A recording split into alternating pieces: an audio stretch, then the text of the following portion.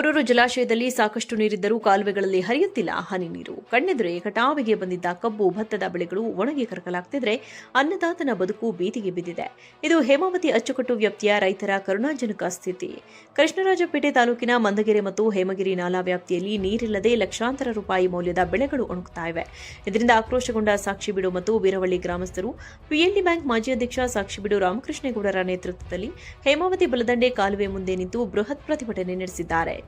ಕೂಡಲೇ ನಾಲೆಗಳಿಗೆ ನೀರು ಹರಿಸಿ ಒಣಗುತ್ತಿರುವ ಬೆಳೆಗಳನ್ನು ಹಾಗೂ ಜಾನುವಾರುಗಳನ್ನು ರಕ್ಷಿಸಬೇಕು, ಕೆರೆಕಟ್ಟೆಗಳನ್ನು ತುಂಬಿಸಬೇಕು ಎಂದು ರೈತರು ರಾಜ್ಯ ಸರ್ಕಾರವನ್ನು ಒತ್ತಾಯಿಸಿದ್ದಾರೆ. ಇತ್ತ ಮುಖ್ಯಮಂತ್ರಿಗಳು ಹಾಗೂ ನೀರಾವರಿ ಸಚಿವರು ತಕ್ಷಣವೇ ಮಧ್ಯಪ್ರವೇಶಿಸಿ ನೀರು ಬಿಡದಿದ್ದರೆ ಮುಂದಿನ ದಿನಗಳಲ್ಲಿ ಉಗ್ರ ಹೋರಾಟ ಮಾಡುವುದಾಗಿ ರೈತರು ಇಲಾಖೆ ಅಧಿಕಾರಿಗಳಿಗೆ ಖಡಕ್ ಎಚ್ಚರಿಕೆ ನೀಡಿದ್ದಾರೆ. ನೋಡಿ, ಬೆಳೆಲ್ಲ ಒಣಗೋಗದೆ, ಈ ನಾಲೆ ಮೇಲೆ ತಿರ್ಗಕ್ಕಾಗಲ್ಲ. ಸಿಲ್ಟ್ ತೆಗಿತೀನಿ ಅಂತ ಬರ್ತಾರೆ, ಸಿಲ್ಟ್ನೇ ತೆಗಿಯಲ್ಲ. ಸುಮ್ಮನೆ ತುದಿಲ್ ಬಂದ್ಬಿಟ್ಟು ನೀರು ಬಿಟ್ಟಾಗ ಕಲ್ತ್ಬಿಟ್ಟು ಹೊಂಟಾಯ್ತಾರೆ. ಆ ಕಡೆ ಈ ಕಡೆ ರೈತರುಗಳು ಹೋಗಕ್ಕಾಗಲ್ಲ.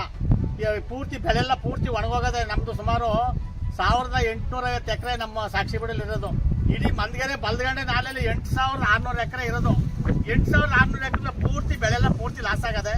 ಬಂದು ಅದಕ್ಕೆ ಸಂಬಂಧಪಟ್ಟರು ಇಂಜಿನಿಯರೇ ಆಗಲಿ, MLA ಆಗಲಿ ಯಾರು ತಿರುಗಿ ನೋಡಿಲ್ಲ. ಬಲದಂಡೆ ನಾಲೆಗೆ ಪ್ರತಿ ವರ್ಷನೂ ಹಿಂಗೆ ಮಾಡ್ತಾರೆ. ಈ ವರ್ಷ ನೋಡಿ, ಸಿಲ್ಟ್ ರೈತರು ಗಾಡಿ ಹೊಡ್ಕೊಂಡು ತಿರ್ಗಾಕಲ್ಲ, ದನ ಹೊಡ್ಕೊಂಡು ತಿರ್ಗಾಕಲ್ಲ, ಹಾಲು ಹೊಡ್ಕೊಂಡು ತಿರ್ಗಾಕಲ್ಲ.